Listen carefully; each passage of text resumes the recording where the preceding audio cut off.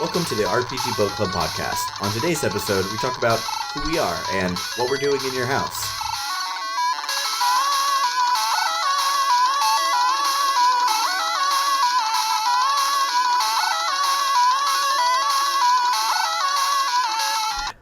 Welcome to RPG Book Club, the podcast where we play long games together and discuss them in the moment. I am Sam Allman. I'm Michael Rodriguez. I'm Elias Warren. And we're all gonna hang out and play some games together. This first episode is really just going to introduce us, describe how the podcast is going to be, and the actual gameplay stuff will start with the next episode. So I know what you're thinking. You're thinking, who are you people? Why do we care who you are? Why are you in my house? The answer is nobody. Right. And the answer is we're nobody and you don't care. But I work for Blizzard Entertainment, and as a part of my job, I have to say that this podcast is not a Blizzard Entertainment podcast, and so all of the stuff that you hear in is going to be a part of my opinions and is not reflective on what Blizzard thinks whatsoever. They don't pay me to make those sorts of opinions anyways. And the same thing applies to me too. Yeah, actually. These are everything that we say here are our own opinions and thoughts. Blizzard doesn't pay us to do this. We're doing this on our own, but you guys will figure that out later. You'll hear about that later. So just as a disclaimer, we're not developers or anything either. We just are here to talk about good old video games. We just love games. Yeah. Yep. I've loved games for a really long time. I was the littlest brother. So back in the day when video games only had 2 players, I was player 3, which meant our Sega Genesis had a faulty connection in the back, and I had to push up on it, stand behind the TV, and push up on the Sega Genesis so that my brothers could play. That was That was my job for the longest time until about 5th grade. My brothers realized that girls were cooler than me, and they went off and did older brother things, and so I had all of the video game time to myself, and that was right around the time that Final Fantasy 9 was coming out, Legend of Dragoon was coming out. I remember all my friends all of my friends were really excited that Final Fantasy 10 was about to come out, so it was right there in the JRPG heyday. So all my friends wouldn't shut up about them, so I would get those games, come home, and since I controlled everything now, I got to play all of them. And so I fell in love with RPGs. I remember there was one time where I played Final Fantasy 8 and Final Fantasy 9 both all the way to completion within 2 weeks, which is just nuts because those games are so long. That is an important story, but you mentioned Final Fantasy 9, and I really just want to go back to that because that's the best Final Fantasy that exists. Actually, fun fact: Final Fantasy 8 is actually the Excuse best me. Final Fantasy. Have neither of you played Final Fantasy 6? I don't know where this is going. I don't know where Nowhere this is. good. That's where it's I don't know where this is. It's gonna lead to a fight. So help me. As you can all tell, we all have very vastly different opinions on what video games are. But I've been playing RPGs for a while, but I stopped playing them long about the time that college started because college is, hard. And so I was doing a lot more studying and stuff like that, so I wasn't able to play them as much. So this podcast idea was really I've missed a lot of good RPGs. What are they? How do they work? Somebody please play them with me. And can we find things in these RPGs that perhaps are still relevant today? Mm-hmm. I think that's really important too. Yeah. So Michael, who are you? I'm Michael. I've been playing games since forever. I think every gamer says that. I think all of us have been saying that, but I've been playing RPGs for a while now. I think the most recent one that I beat was I think I'm still working through Pyre and I'm working through Hyperlight Drifter. Those are at least the most current ones that I'm doing. But I love RPGs. I specifically like RPGs that are kind of minimalistic in its presentation, with a really good story. I don't know if you guys remember Transistor and Bastion, but and just in recent memory, those are just some two fabulous RPGs that I wish a lot of people would play. No, but I'm excited to be here to talk about these games with you guys. There's a lot to discuss with these RPGs, especially now with our current political climate. I think that these RPGs and their stories have been talking about a lot of topics for a while, and it's important to bring that to light. Yeah, definitely. Yeah, I like JRPGs especially have a lot of tropes, and like the first game we're playing doesn't really have these, but in general, like there is an evil empire, and your people are like, hey, it's really bad that you do these bad things to people, which really speaks to the political climate that is 2018. Right. So like we probably can find a lot of like, man, I wish that Edgar from Final Fantasy VI would run for president and stuff like that. I've been making a list of, I don't know if I should go into this. I've been making a list of fictional characters I would prefer over the current president. It's long. It's long. There's a lot. There's a lot of content there. I would take Richard Nixon's head in a jar over what we right. So I guess I should introduce myself now. I'm Elias. I actually go by Sailor Eli on YouTube. If you want to look me up, definitely do that. I play video games that I love or that I've never played before with my partner who goes by Tuxedo Ken. We have a lot of fun doing that. I got my first Super Nintendo when I was 7 or 8 years old. And I have been a Nintendo and PC kid pretty much exclusively most of my life. I got an Xbox 360 several years back just to get Rock Band.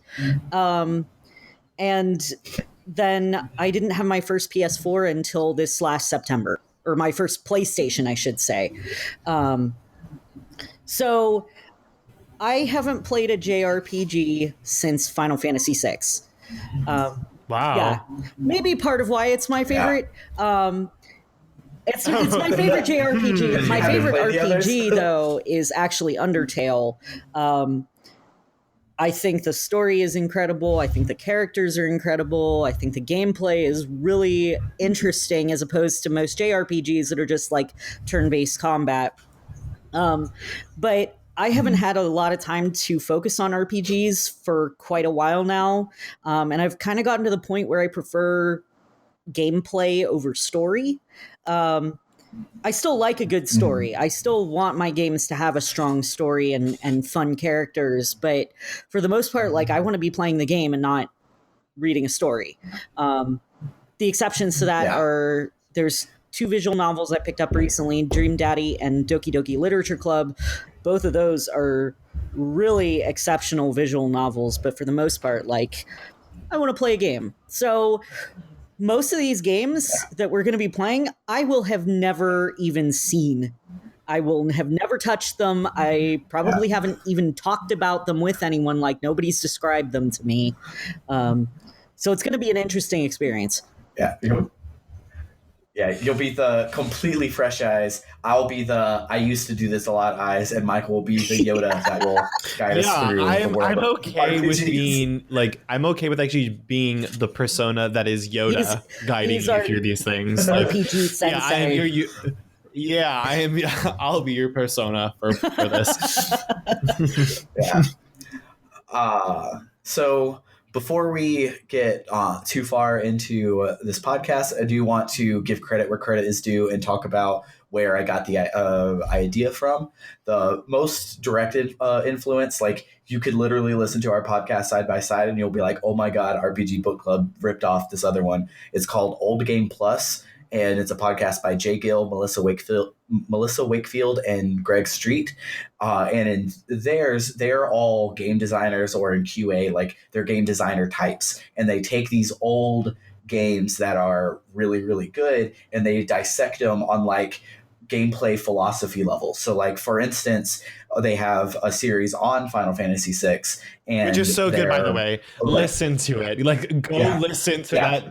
Go listen to that. It's so good. I love it. Oh my God. It's so good. They have a discussion on one of their last episodes about how broken Ultima is, because you can have Ultima and Osmos and Doublecast, and suddenly you can deal maximum damage, like 9,999 damage twice per character per turn, which can like one shot any boss in the entire game. And they like broke down a philosophy like, is that okay in a single player game? Like, should you reward the player by feeling awesome and these sorts of things, which is not the kind of discussion we're going to be having that much on our end. Like, we'll have a little bit of it because we play like we're from the future, so we'll be like, this is such a weird thing that like this game 12 years ago did, and like compare it to like things that have changed since then, but not nearly like the philosophical debates that these guys do. And like their podcast is phenomenal. I definitely recommend their Final Fantasy VI, Link to the Past, and Portal. I suggest their Super like Mario RPG. Super Mario RPG is such also a good analysis. That's all of the games that they've done so far. So basically, listen to it all.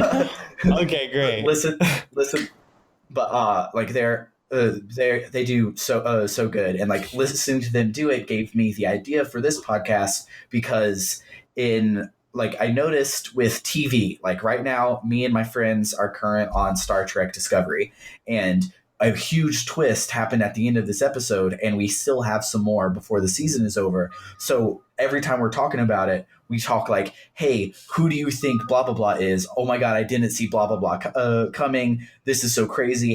What do you think is going to happen to so-and-so? And like, we're all living in the moment together, because there's not artificial because they were designed, but like there's breaks every week. Like everybody has to stop experiencing the show every week. And so we're living in the moment together. But like with books and games, it's like, I have to ask you, what part did you get to? So you're like, oh, I'm reading Ready Player One. I'm like, oh, did you get to the part with the second key yet? And like, only then can we be like in safe ground to talk about it.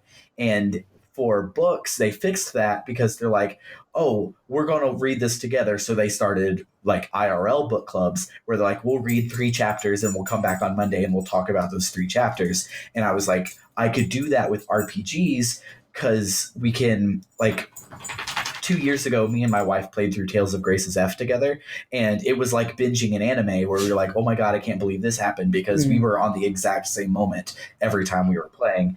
And that's really awesome discussion when you can focus on just a tiny chunk. And so combining Old Game Plus and book clubs and that thing with my wife, I was like, let's play an RPG independently, but make a stopping point, so then we can talk about everything up to that stopping point and keep going each episode. Yeah, and also in today's society, like people are really busy. There's so many video games to play. It kind of helps to have kind of like a podcast or a group of people to like play with you up until a certain point, and then kind of like get our thoughts on it, and get even your thoughts on it for people who are listening at home too, because we would love to hear from you. That's sort of the reason I wanted to start my Let's Play channel too, was because I know there's a lot of games that I haven't experienced that I would like to play at some point, but I just haven't really found the time.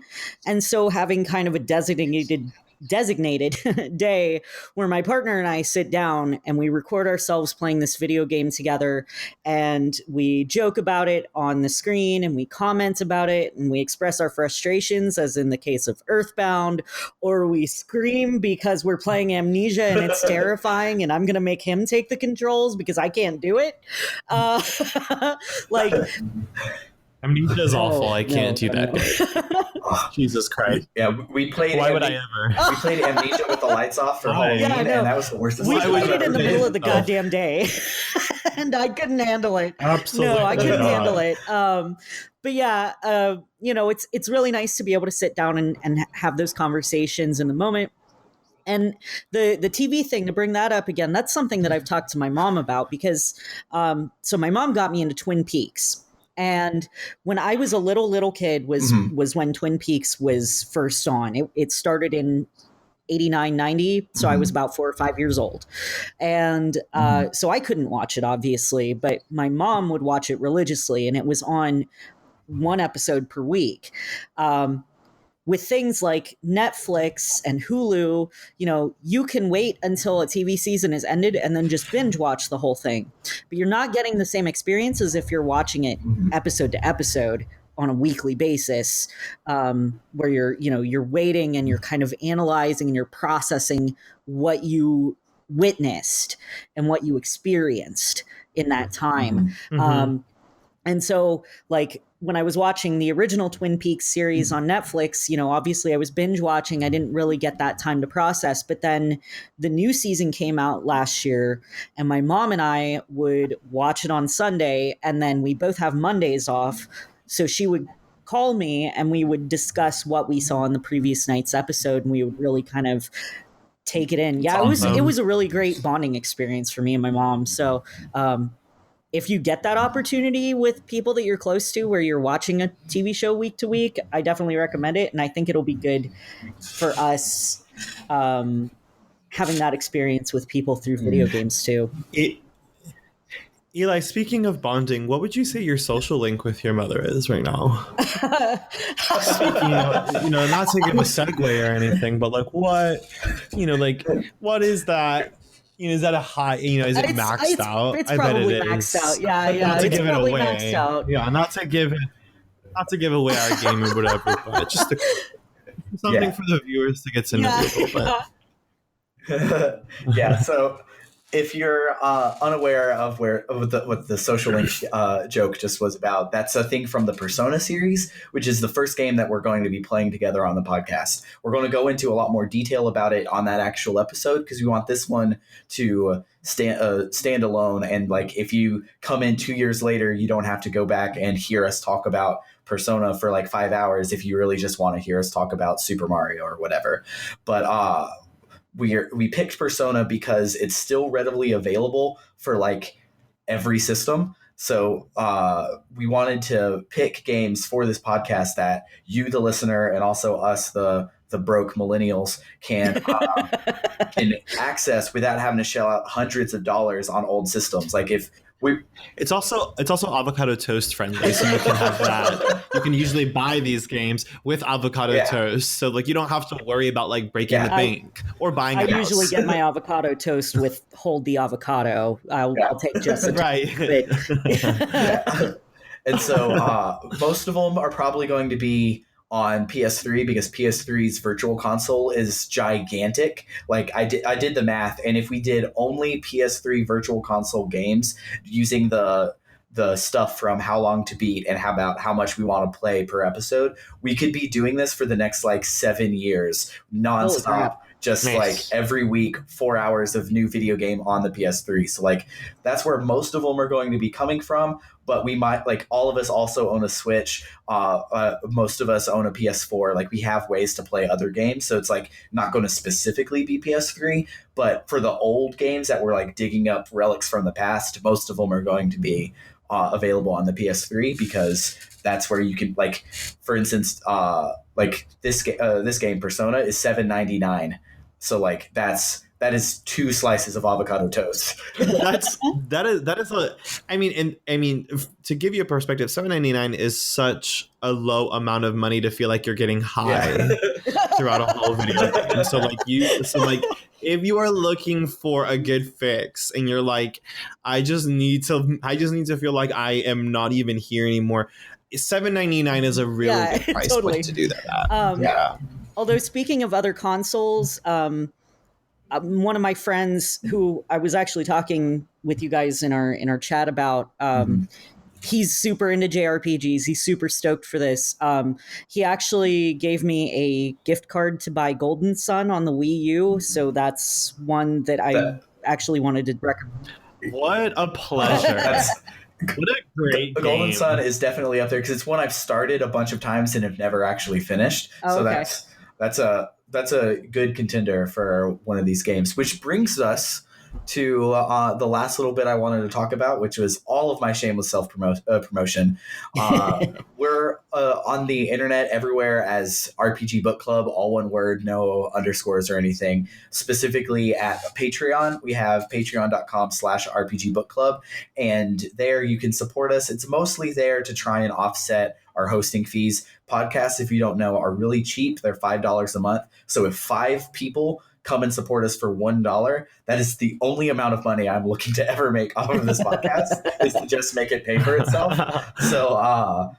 so we have that Patreon. One of the Patreon bonuses is anybody at any rewards level can vote on polls that we'll put up. So like when we get about 75% of the way through Persona 3, we'll put up a poll that's like, which of these 4 games should be the next one we play? So like we'll put up Golden Sun, we'll put up since I already said it, Legend of Dragoon, like we'll put up all those games and then you guys can go and vote and actually pick the next one we do, which is pretty cool. And we also are on Twitter at RPG Book Club. Again, all one word. That's where Eli will be posting a lot of like screenshots of the stuff we talk about. Like like when the episode drops, we'll then be like, hey, here's a bunch of things that we were talking about. So you can go and like, if say I want to talk about the graphic design in Persona, we'll have like visuals to go along with it. And those will all be on our Twitter. And we also have a Discord, and its link will be in the description to this podcast. You can stop by and chat with us, and we'll be more than happy to talk to you, field questions, talk about the games we're playing, all of those stuff. Or just say hi, you know, like let us know how your day's going. I mean, definitely.